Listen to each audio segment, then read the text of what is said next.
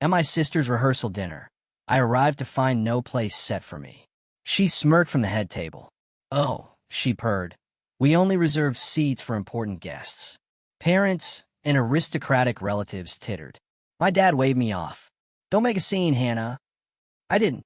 I excused myself to freshen up and set the timer on their downfall. Have you ever witnessed a family deliberately erase their own flesh and blood from the most important event of the year? That night, I stood in the opulent ballroom of the St. Regis, an invisible specter amidst a glittering throng, watching 150 aristocratic guests take their seats for my sister's $2 million wedding rehearsal dinner. Each place setting boasted a gold-plated card, meticulously hand-etched with names that whispered of old money and influence. Everyone had one. Everyone except me. My sister Victoria, draped in a $50,000 Vera Wang gown, smiled with a chilling sweetness from the head table. "Oh, darling, we only reserved seats for important guests." The entire room tittered with a ripple of derisive laughter, a sound that etched itself into my very soul. My father, Richard, offered a dismissive flick of his wrist. "Don't make a scene, Hannah. Let me introduce myself. I'm Hannah, 32 years old, and this is the story of how I meticulously orchestrated the downfall of my sister's dream wedding, transforming it into the worst nightmare of her privileged life. I did it completely legally and without lifting a single finger in malice, only in precision. If my journey resonates with you, if you've ever felt invisible, please consider subscribing and let me know where you're listening from. 15 years ago, my life irrevocably fractured.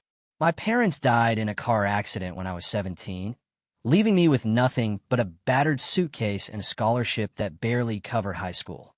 The Reynolds family, old money aristocrats from San Francisco, took me in as their ward, not out of genuine kindness, but because Margaret Reynolds needed a convenient charity case to polish her philanthropic image for the country club circuit. From day one, they ensured I understood my subordinate place. "Remember, everything you have is because of our generosity," Margaret would intone daily, usually while I was meticulously organizing Victoria's overflowing closet or painstakingly typing her college essays. Even after I graduated summa cum laude from Berkeley and earned my MBA from Wharton, achievements Victoria, with her purchased degree from a third-tier school, couldn't even dream of. I remained the grateful orphan in their carefully constructed narrative. I toiled 80 hours a week at Reynolds Holdings, building a formidable portfolio worth $500 million through strategic acquisitions and mergers. Yet at family dinners, Richard would introduce me as Hannah, whom we've been kind enough to support.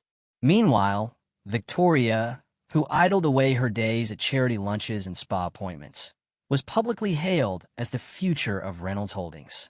The bitter irony was a constant companion. Every major deal that made headlines with Victoria's name plastered across them, I had negotiated it in hushed conference rooms while she was getting her nails done.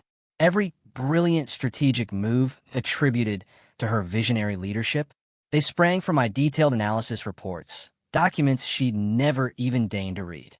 But I stayed silent, played my designated role, and documented everything. Because orphans who've lost everything once learn to build their security in shadows where no one thinks to look. The pattern was immutable. I'd spend weeks dissecting market trends, identifying prime targets, and structuring intricate deals. Then, Victoria would swan in my office 5 minutes before board meetings. "Sister, dear, just email me your presentation. I'll handle the delivery. You know how you freeze up in front of important people." She'd deliver it with such saccharine, false concern that anyone listening would believe she was doing me a favor. 3 major acquisitions defined Reynolds Holdings' explosive growth: the Bayside Medical Group merger, the Pacific Tech Innovation deal, and the Horizon Pharmaceutical acquisition. Their combined value, $300 million. My meticulously archived email records detailed every granular step. My late-night negotiations with CEOs.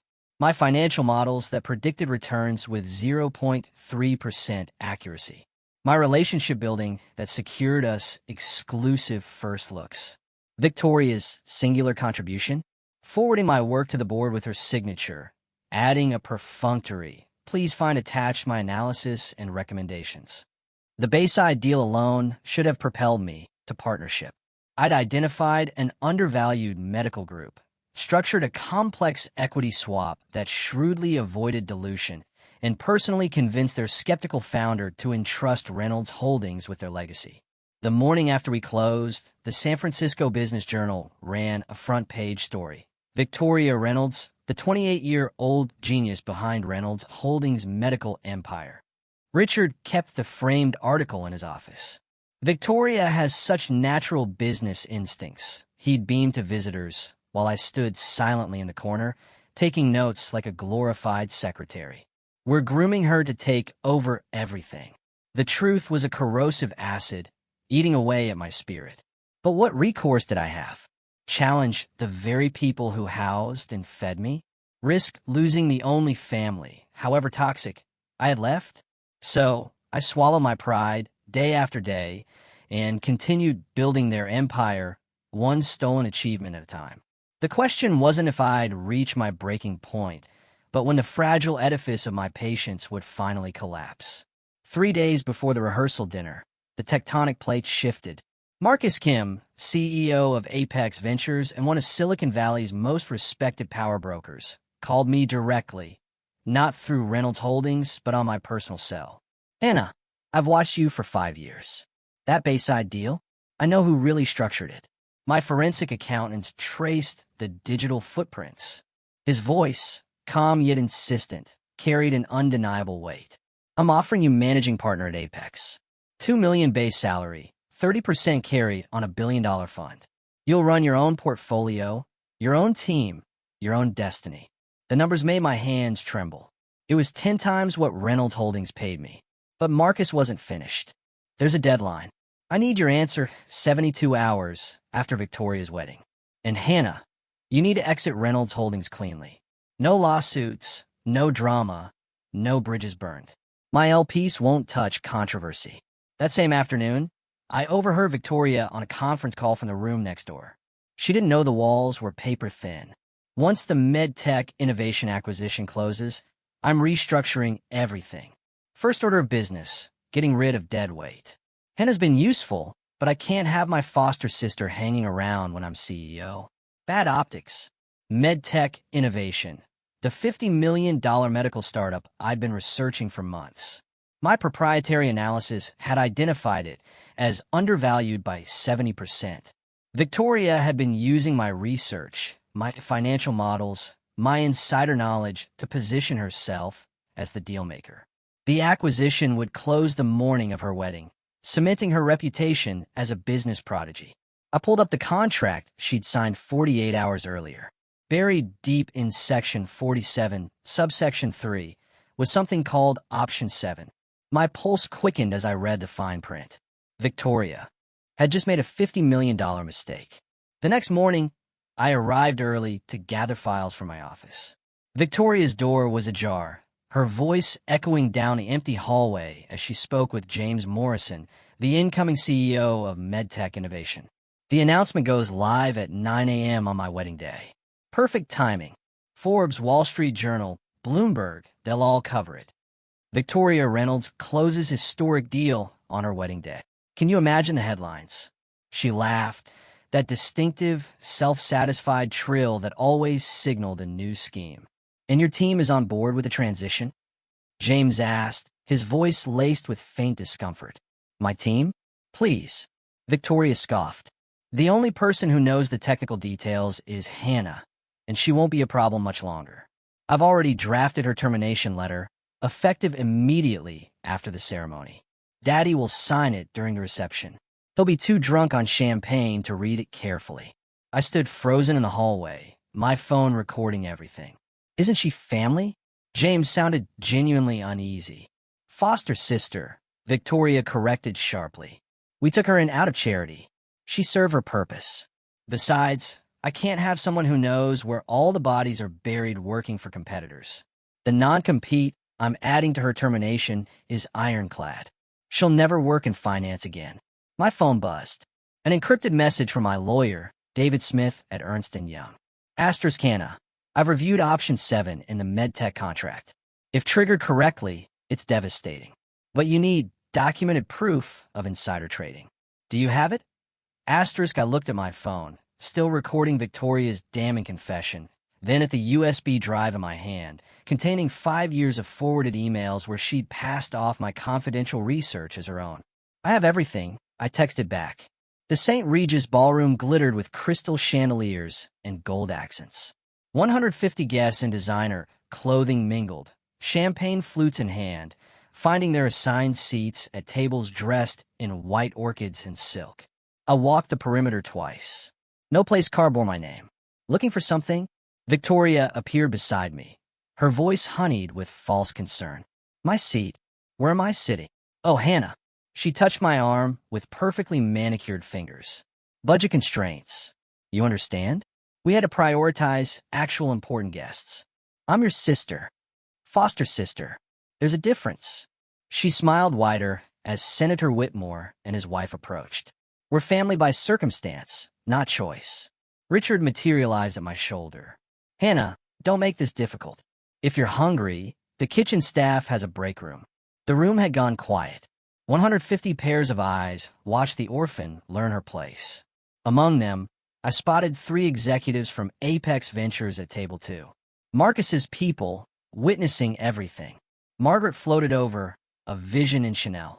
Dear, this is a sophisticated event. Perhaps you'd be more comfortable elsewhere. You're right, I said, my voice steady as granite. I would be more comfortable elsewhere. Victoria's tinkling laugh carried across the ballroom. Finally, some self-awareness. If you'll excuse me, I need to freshen up. I pulled out my phone as I walked toward the exit, making sure Victoria saw. I have some calls to make. Don't bother coming to the wedding tomorrow. Victoria called after me, her voice sharp with triumph. Security will have instructions. The ballroom erupted in laughter. I stopped at the door, turned back, and smiled. A real smile for the first time in 15 years. I wouldn't miss it for the world. In the parking garage, I sat in my Tesla, hands steady as I dialed David Smith. 3 rings, then his crisp British accent. Anna, I'm at the office with my team. Are you ready? Execute option 7. Everything we discussed. You're certain? Once we file with the SEC, there's no going back. I thought of 15 years of being erased, minimized, used. Of the foster girl who'd learned to survive by being invisible. Of tomorrow's termination letter already drafted. I've never been more certain of anything in my life. Sending the forensic audit now. My laptop showed the email arriving. 127 pages documenting insider trading, securities fraud, and breach of fiduciary duty. The evidence was overwhelming. Timestamps, financial records, Victoria's forged signatures on my work, and most damning, the trail showing she'd used my confidential medtech analysis to structure her purchase, an analysis that contained fabricated projections I'd planted 6 months ago as a test. She'd never bothered to verify the numbers. David, there's something else. I forwarded him the recording from this morning. She admitted to planned wrongful termination and anti-competitive practices. Brilliant. The FBI will be very interested. Hannah, do you understand what happens at 9 a.m. tomorrow? Yes. Victoria announces the MedTech acquisition to 200 investors at the Grand Ballroom. The press will be there for her wedding day triumph story. And that's when we reveal you own 51% of MedTech through offshore holdings. Every dollar she thinks she's spending is actually yours. I started the timer on my phone. 14 hours until Victoria's world imploded. David, make sure Ernst and Young's senior partners are there.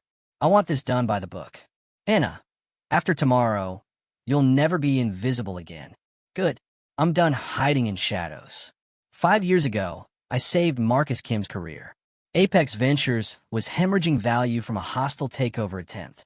Marcus had 48 hours to find a white knight investor or lose everything. Victoria was supposed to handle it. Reynolds Holdings could have been that savior. Instead, she went to Cabo with friends. I worked 72 hours straight, structuring a deal that brought in 3 sovereign wealth funds as defensive investors. When Marcus asked how to thank me, I said, remember this moment.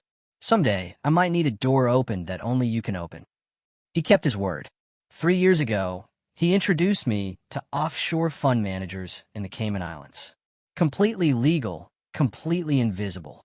Build your ark before the flood, Hannah, he advised, and never let them see you building it. Through 3 separate funds, Prometheus Capital, Phoenix Holdings, and Resurrection Investments, I began acquiring strategic positions in companies Reynolds Holdings would eventually target. My salary was paltry, but my consulting fees to these funds for my analytical work were substantial. Every dollar went back into acquisitions. 6 months ago, I identified medtech innovation. The founder, Dr. Sarah Mitchell, was brilliant but desperate for capital. I approached her through Prometheus Capital with an offer. I'd provide seed funding in exchange for 51% equity, but with a twist. The ownership would remain hidden behind layers of legal structures until I chose to reveal it. Why the secrecy? She'd asked.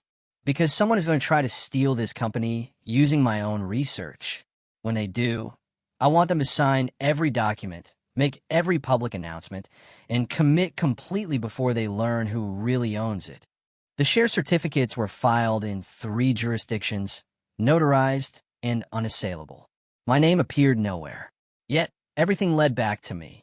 Victoria's fatal mistake wasn't just arrogance. It was laziness. The medtech innovation contract she'd signed was 200 pages of dense legal text.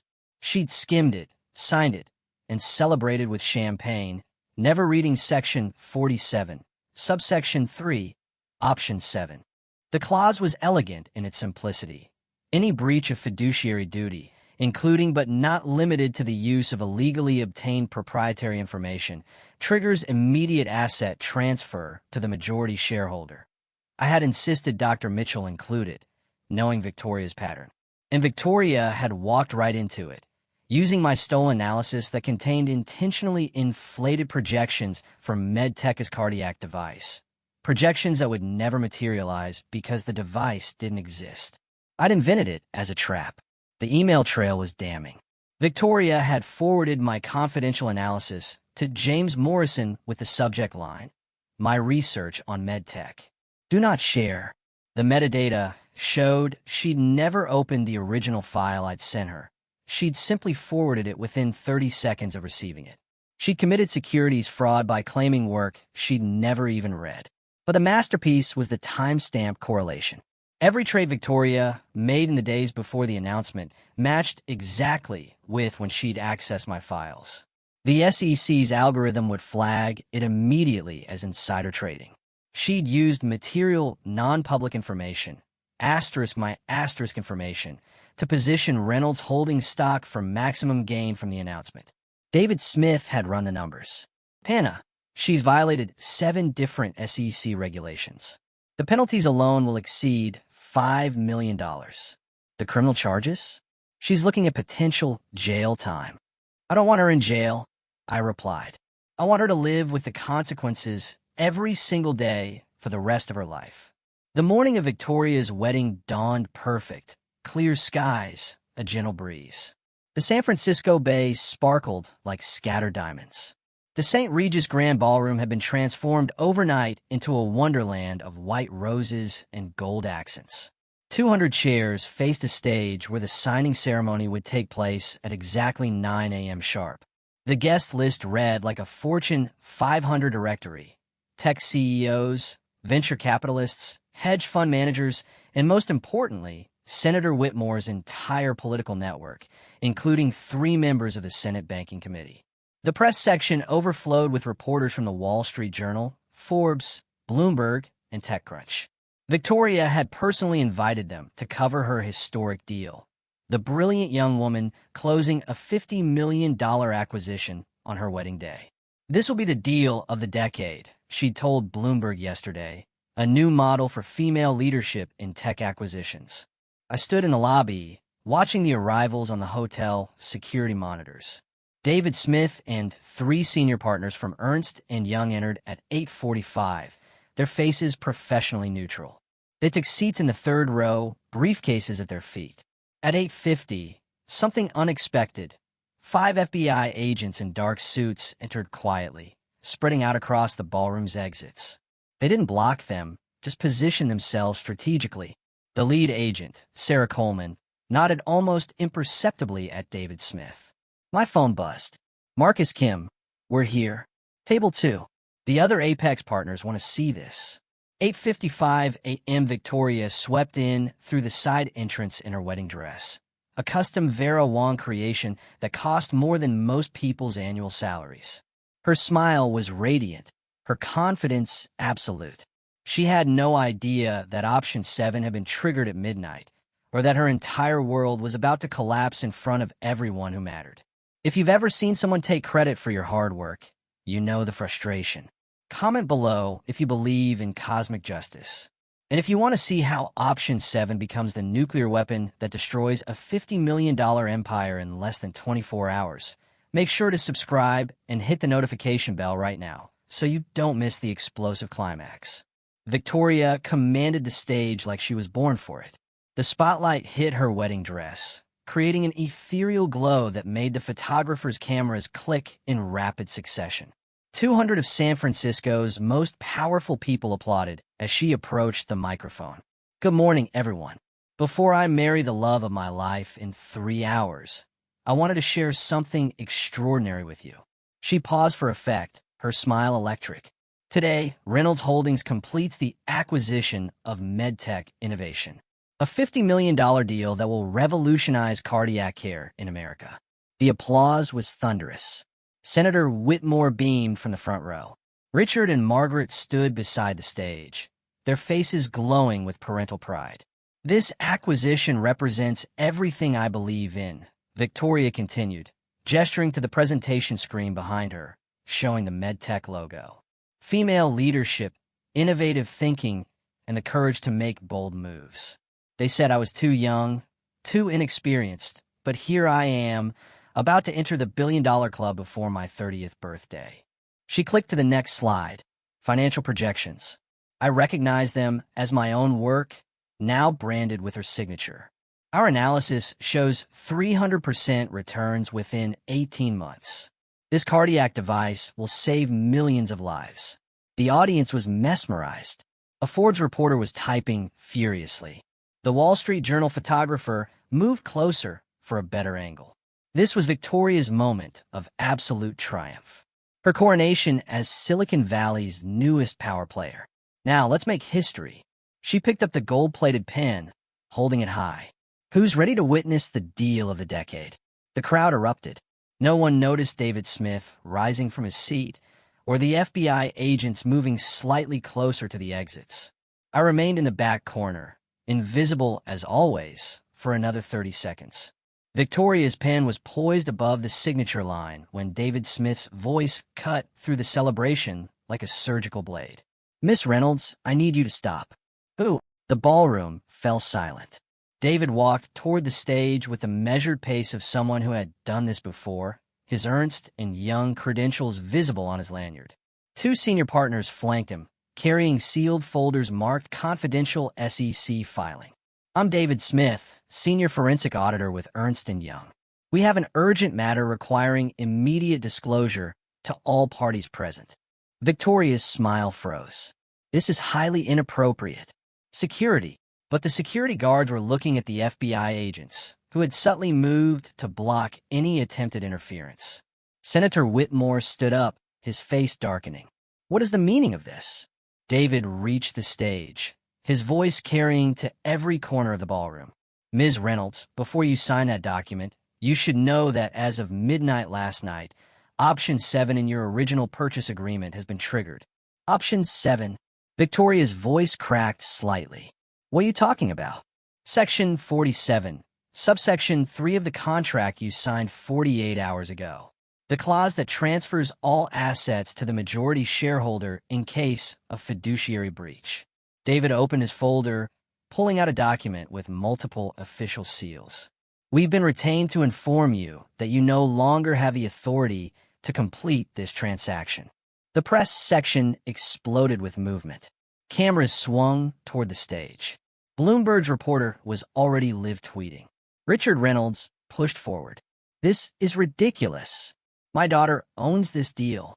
No, Mr. Reynolds, David replied calmly. She doesn't.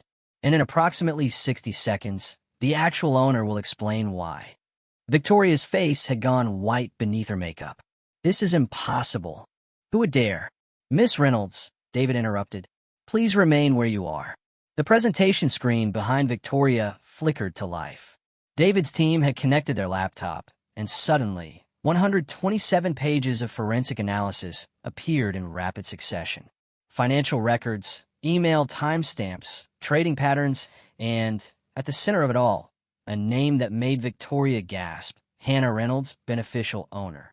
This is a comprehensive SEC filing documenting securities fraud, insider trading, and breach of fiduciary duty, David announced, his voice echoing in the silent ballroom. Every trade Miss Victoria Reynolds made in the past 6 months was based on stolen proprietary information. The evidence was methodical, devastating. Email after email showing Victoria forwarding my analysis as her own, bank records showing suspicious transfers timed with confidential information she'd accessed. And then, the smoking gun, her recorded confession from 3 days ago, her voice filling the ballroom. Hannah's been useful, but I can't have my foster sister hanging around when I'm CEO. Senator Whitmore was on his feet. This is entrapment. It's illegal. No, Senator. FBI agent Coleman stepped forward, her badge visible. Everything here was obtained legally. We've been investigating Ms. Reynolds for 3 months based on SEC whistleblower complaints. This event just accelerated our timeline. The screen changed again. 3 offshore companies appeared: Prometheus Capital, Phoenix Holdings, Resurrection Investments. Arrows connected them to a single point: beneficial owner, Hannah Reynolds. 51% of medtech innovation. Victoria stumbled backward. That's impossible. Hannah is nobody. She's just what, Ms. Reynolds? David asked, his voice cutting. Just the person who actually negotiated every deal you took credit for? Just the analyst whose work you've been stealing for 5 years? Just the majority owner of the company you thought you were buying? The crowd was in chaos. Phones were out, recording everything. The Wall Street Journal reporter was on a live call with her editor. This wasn't just a scandal. It was a public execution. Wow. Can you believe how fast karma moves? From Victoria, standing at peak glory, to FBI involvement in just 5 minutes. If you're enjoying this story, please like and share it with your friends. Comment karma if you believe in cosmic justice. And now for the most shocking part. I walked through the main entrance, my heels clicking against the marble in the sudden silence. Every head turned. I chose my outfit carefully. A black Tom Ford power suit that cost more than Victoria's monthly allowance. The kind of understated elegance that whispered rather than screamed money. The crowd parted like the Red Sea. I walked past the Reynolds family table, where Margaret sat frozen. Past Senator Whitmore, whose face had turned purple. Past the press section where cameras tracked my every step.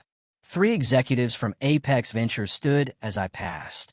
A sign of respect that wasn't lost on anyone. I climbed the stage stairs without hurrying. Victoria stood there in her $50,000 wedding dress, looking like a child who'd been caught stealing candy. For the first time in 15 years, we stood as equals. No, not equals. For the first time, I stood above her. Good morning, I said into the microphone, my voice steady and professional. I'm Hannah Reynolds, the majority shareholder of MedTech Innovation. The ballroom erupted. Cameras flashed like strobe lights. Richard Reynolds pushed toward the stage, but FBI agents stepped into his path. I waited for the chaos to settle, maintaining eye contact with Victoria. You, she whispered, the microphone catching it. You're nothing. You're nobody.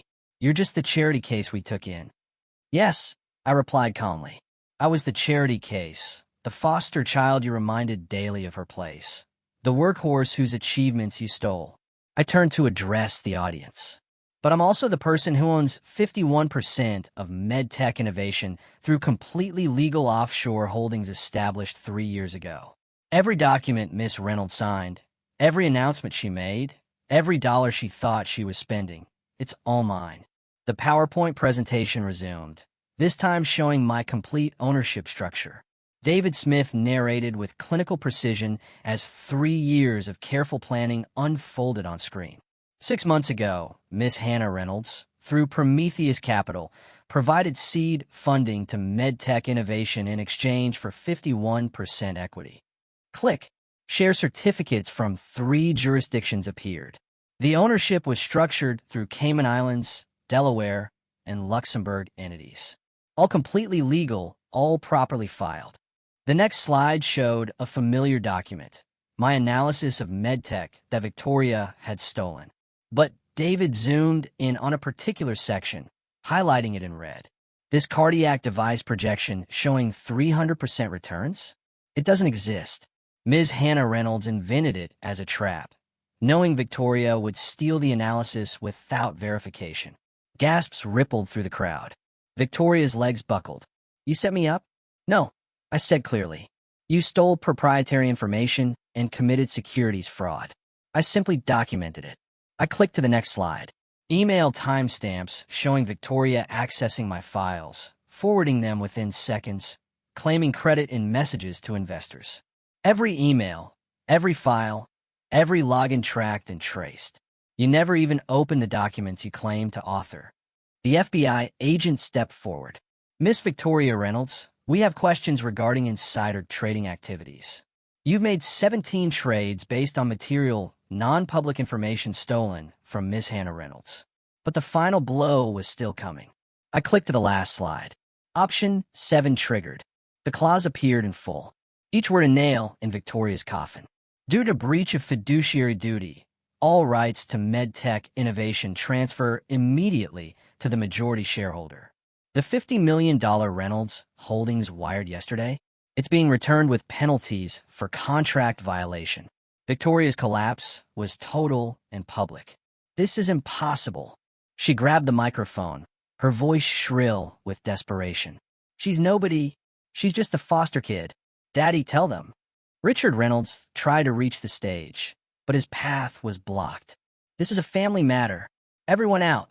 Actually, Senator Whitmore's voice boomed across the ballroom. This is a federal matter. He stood slowly, his political instincts already calculating damage control. Miss Reynolds, you told my son you were a successful CEO. You told me you built Reynolds Holdings' portfolio yourself. I did. These are all lies. Victoria spun toward me, her wedding dress tangling around her legs. You planned this. You ungrateful. Miss Reynolds, FBI agent Coleman interrupted, stepping onto the stage. We need to see your phone and laptop immediately. The senator's son, Thomas Whitmore Jr., stood from his groomsman's table. His voice carried across the silent room. The wedding is off. He looked at Victoria with undisguised disgust. My family doesn't associate with criminals. Thomas, please. Victoria reached for him, but he stepped back. This is just a misunderstanding. A misunderstanding? Thomas laughed bitterly. You committed federal crimes. You've been lying to everyone, including me. He turned to his father. We're leaving. The press was having a field day. Miss Reynolds, how do you respond to allegations of securities fraud? Shouted the Forbes reporter. Is it true you've been stealing credit for 5 years? Victoria looked around wildly, searching for allies. Her bridesmaids had backed away. Her parents stood frozen. 200 of San Francisco's most powerful people watched her designer facade crumble in real time. She was radioactive now, and everyone knew it. Hannah, she whispered into the microphone, tears streaming down her face, ruining her $3,000 makeup. Please. The legal machinery moved with stunning efficiency. 2 SEC enforcement agents approached the stage with official documents. Victoria Reynolds, you're being served with a cease and desist order. All your financial accounts are frozen pending investigation. David Smith pulled up his tablet, reading from an official notice. As of 9:04 a.m. Pacific Standard Time, the Securities and Exchange Commission has initiated formal proceedings against Victoria Reynolds for violations of Section 10(b) of the Securities Exchange Act and Rule 10b-5. Richard Reynolds finally pushed through to the stage, his face purple with rage. This is corporate assassination. I'll sue everyone in this room. Mr. Reynolds, Agent Coleman said calmly. Reynolds Holdings stock has been suspended from trading on the NYSE. The company has lost 40% of its value in the past 15 minutes. Margaret Reynolds fainted. Two guests caught her before she hit the floor. The press photographers didn't miss a shot. I pulled out my phone, showing a trading screen to the audience. I shorted Reynolds Holdings stock at 9 a.m. this morning. Completely legal when you're not using insider information. Just publicly available evidence of fraud. The profit counter showed $12 million and climbing. These funds will be donated to foster care organizations across California. You destroyed us, Richard screamed. After everything we did for you. No, I replied evenly. Victoria destroyed you when she chose to steal, lie, and commit fraud. I simply exposed the truth. The Wall Street Journal reporter raised her hand. Miss Hannah Reynolds, what happens to MedTech innovation now? The company continues under my leadership. Dr. Mitchell and I have real innovations to bring to market, legitimate ones that will actually save lives. We don't need fake projections or stolen research. Victoria was led off stage by SEC agents, her wedding dress train dragging behind her like a fallen flag. Richard and Margaret Reynolds stood before me on the stage, their aristocratic composure shattered. The ballroom had quieted. 200 guests leaning in to witness the final confrontation. How could you do this to family? Margaret's voice trembled, her perfect society facade cracking. What family? I pulled out my phone, connecting it to the sound system. Let me remind you what family means to you. My recording from the rehearsal dinner filled the ballroom. Margaret's cultured voice rang out. Asterisk, dear, this is a sophisticated event. Perhaps you'd be more comfortable elsewhere. Asterisk, then Richard. Asterisk, Hannah, don't make this difficult. If you're hungry, the kitchen staff has a break room. Asterisk, the crowd murmured. Several society matrons who knew Margaret looked appalled. The recording continued with Victoria's voice. Asterisk, we're family by circumstance, not choice. Asterisk, you taught me everything I know about family, I said, disconnecting the phone. You taught me that family is transactional, that love has conditions, that worth is measured by bank accounts and bloodlines. I looked at them steadily. So, I learned to play by your rules. And I won. We raised you. Richard sputtered. Fed you, educated you. You used me. For 15 years, I was your unpaid servant, your tax write-off, your charity case to parade at galas. I gestured to the screen, still showing MedTech's ownership structure. But while you were teaching Victoria to take credit for my work, I was learning from the best. You showed me that in your world, only power matters. So I acquired it. Margaret found her voice. We can work this out. You're still family. No. The word cut through her plea. I was never family to you, and now I never will be. There's one more thing. I clicked to a new slide on the presentation screen. The Reynolds Holdings ownership structure appeared, with a new name highlighted in gold. Hannah Reynolds, 30% shareholder. The ballroom exploded.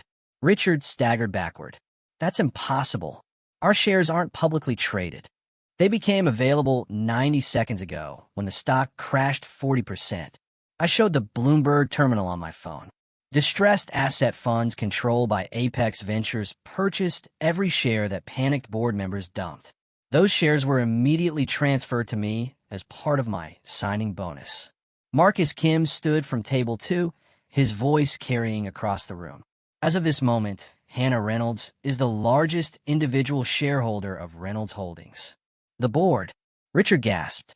The board has already been notified. I continued. An emergency shareholder meeting has been called for Monday morning. The agenda has one item, your removal as CEO.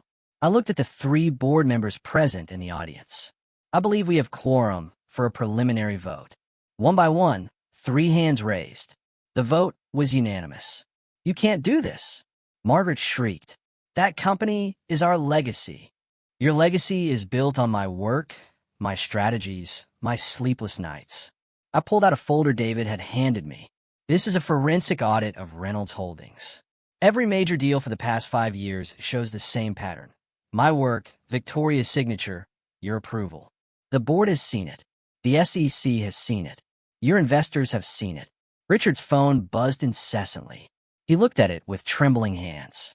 The credit lines. The banks are calling everything in. Yes, I said simply. When you build an empire on lies, it only takes one truth to bring it down. Within minutes, the story went global. The Wall Street Journal's push notification hit phones across the ballroom. Breaking. Foster daughter exposes billion-dollar fraud, takes control of Reynolds Holdings. Forbes followed immediately. The most epic corporate revenge story of 2025, how Hannah Reynolds destroyed her adoptive family's empire in 24 hours. Bloomberg's headline was more clinical, but equally damaging. Reynolds Holdings loses $200 million market cap after SEC fraud investigation. Founder's daughter arrested at own wedding. I stood on stage, watching the metrics roll in on my phone. Victoria's name was trending #1 on Twitter with #FraudBride. Someone had already created a Wikipedia page, MedTech Innovation Scandal. My LinkedIn exploded. 50,000 new followers in 20 minutes, 10 CEO connection requests, and messages from every major venture fund in Silicon Valley. The reporters pressed forward. Miss Reynolds, what made you decide to act now? They gave me no choice, I replied simply. Last night, they literally told me I wasn't important enough for a seat at the table. This morning, Victoria was going to fire me and destroy my career with an illegal non-compete. When someone shows you who they are, believe them. What happens to Victoria now? That's for the justice system to decide. The evidence speaks for itself. A notification popped up on my phone. A text from Dr. Mitchell, watching the news. Our real cardiac device just got FDA approval. Perfect timing. I smiled. The first genuine smile in this entire ordeal. If you'll excuse me, I have a company to run. MedTech Innovation has actual life-saving technology to bring to market. No lies, no stolen research, just real innovation. As I walked off stage, the Forbes reporter called out, "One last question. Was it worth it?" I paused. Ask me when Victoria's sentence is announced. The justice system moved faster than anyone expected. Within 72 hours, Victoria Reynolds became a cautionary tale in every business school ethics class. The SEC's investigation revealed even more than I documented. She'd been falsifying credentials, paying for fake awards, and had even hired a ghostwriter for her thought leadership articles in business journals. The Financial Industry Regulatory Authority delivered their verdict in record time. Lifetime ban from the securities industry. She couldn't work as a janitor at a hedge fund, much less as an executive. The judge's words were scathing. Miss Reynolds represents the worst kind of corporate fraud, stealing intellectual property from a family member while perpetrating securities violations. The personal consequences were equally devastating. Her $5 million personal fine wiped out her trust fund. The court ordered 200 hours of community service at a nonprofit teaching financial literacy to foster youth. The irony wasn't lost on anyone. Her Instagram, once filled with luxury vacations and designer goods, went dark after losing 90% of her followers in 48 hours. But the social destruction was perhaps the cruelest cut. Every society friend blocked her number. The country club revoked her family's membership. The charity boards she'd sat on, purely for social climbing, sent formal letters requesting her immediate resignation. Even her favorite restaurant suddenly had no reservations available, ever. Thomas Whitmore Jr. gave one interview to Vanity Fair. I dodged a bullet. Imagine being married to someone capable of such deception. His father, Senator Whitmore, went further. This kind of corporate malfeasance is exactly what my anti-fraud legislation aims to prevent. The girl who'd spent her life cultivating an image of perfection was now radioactive. From princess to pariah in 72 hours, with every second of her downfall captured in 4K resolution. 2 weeks later, Richard and Margaret requested a meeting through their lawyer. I agreed to see them once in my office at Apex Ventures. My territory, my terms. They looked older, smaller, their aristocratic bearing replaced by desperation. Richard's hair had gone grayer. Margaret's hand shook as she clutched her purse. Not the Hermes she usually carried, but something modest. The banks had frozen most of their assets. Hannah, Richard began, his voice lacking its usual authority. We need to talk about the family company. Reynolds Holdings is not a family company anymore. It's a publicly traded corporation where I'm the largest shareholder. We're still family, Margaret pleaded. Whatever happened, we raised you. You housed me. There's a difference. I kept my voice level professional. For 15 years, you made sure I knew I wasn't really family. Now you want to claim me because I have something you need. We made mistakes, Richard admitted, the words clearly costing him. But we can start over. No, I stood, signaling the meeting's end.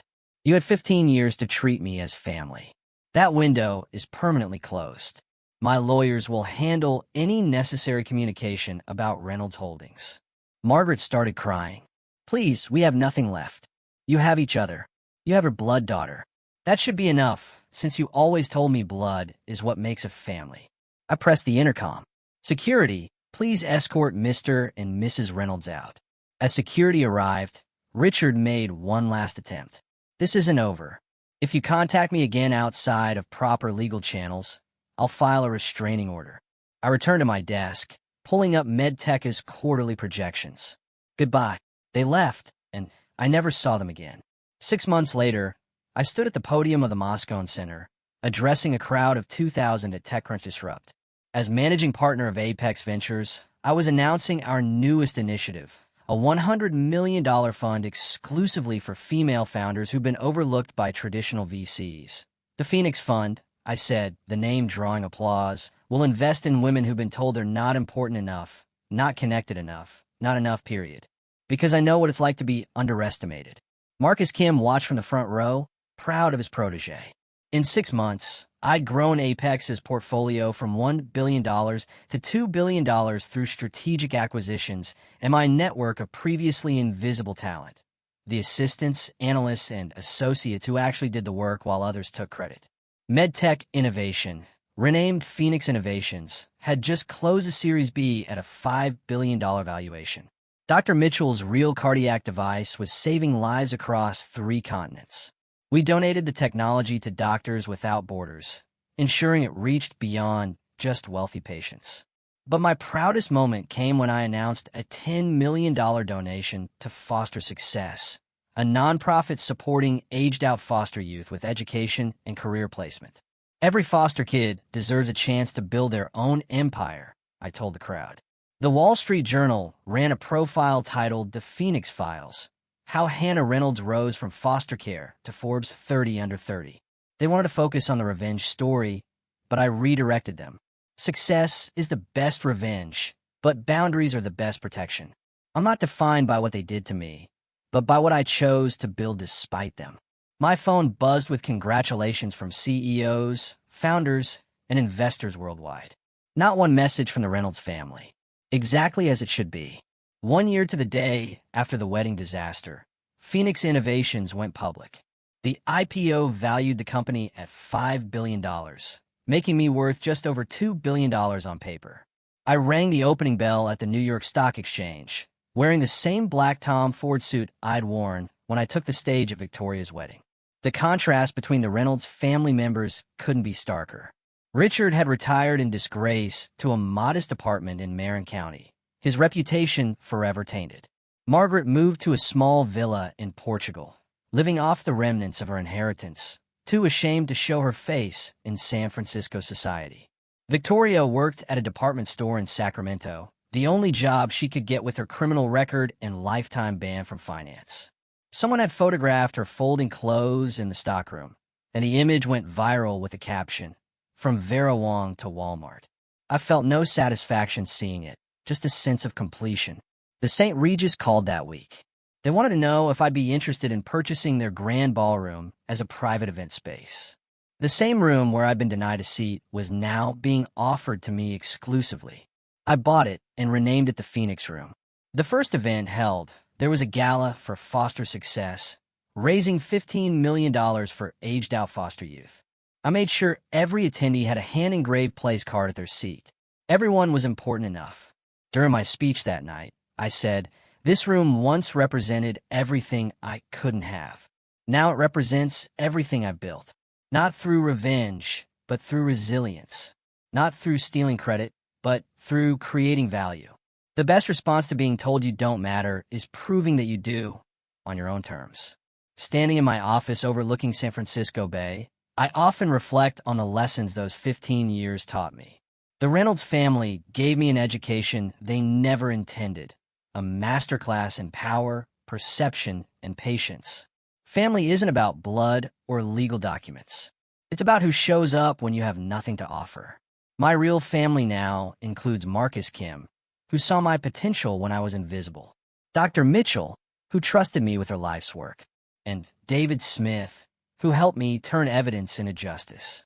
Respect isn't something you beg for or earn through servitude. It's something you command through competence and boundaries. The moment you accept less than you deserve, you teach others to give you less than you're worth. When someone shows you who they are, believe them the first time. The Reynolds showed me for 15 years that I was disposable to them. Victoria showed me she would destroy anyone for success. They were telling the truth about themselves. I just took too long to listen. But the most important lesson? Document everything. Every email, every timestamp, every stolen idea. Not for revenge, but for protection. Evidence is the difference between being gaslit and being believed. It's the difference between he said, she said, and here's the proof. My company motto, displayed in gold letters in our lobby, reads, "Your worth isn't determined by their acceptance." Every young woman who walks through our doors, especially the ones who have been overlooked, underestimated, or used, sees that message first. Success built on someone else's work is a house of cards. Success built on your own foundation, even if it takes longer, stands forever. The Reynolds empire fell in 24 hours. Phoenix Innovations will outlive us all. 2 years after the wedding, I was sitting in my favorite coffee shop in Palo Alto, reviewing acquisition proposals on my laptop. The bell chimed, and I looked up to see Victoria standing in the doorway. She looked different. Designer clothes replaced by off-the-rack business casual, her face showing the wear of 2 years of actual struggle. She approached my table hesitantly. "Hand up, please." 5 minutes. I nodded to the chair across from me, more curious than anything. She sat down, her hands trembling slightly as she placed them on the table. "I'm sorry," she began. And for the first time in our lives, it sounded genuine. "I was horrible to you. I stole from you. I tried to destroy you. There's no excuse." I waited, saying nothing. "I've been going to therapy," she continued, "learning about narcissistic family systems, golden child syndrome. I was raised to believe I deserved everything without earning it. You were raised to believe you deserved nothing despite earning everything." She met my eyes. We were both victims of our parents' dysfunction, just in different ways. "That's probably true," I acknowledged.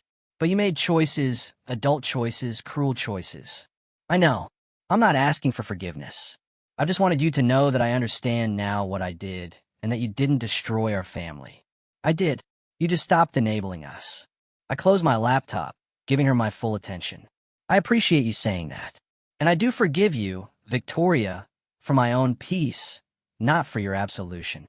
She stood to leave, then paused. "Could we ever?" "No," I said firmly, but not unkindly. "Forgiveness doesn't mean access. I wish you well, but we're done." She nodded, understanding finally what boundaries really meant, and left. The coffee shop, I should mention, was part of a chain I'd recently acquired. And that's how I transformed from a discarded foster daughter into the CEO of a $5 billion company. This story is 100% true, with names changed for legal protection. If you're facing toxic family dynamics or professional betrayal, remember, document everything. Build your power in silence, and strike when they least expect it. Like this video, subscribe, and tune in for daily narratives that illuminate the power of resilience.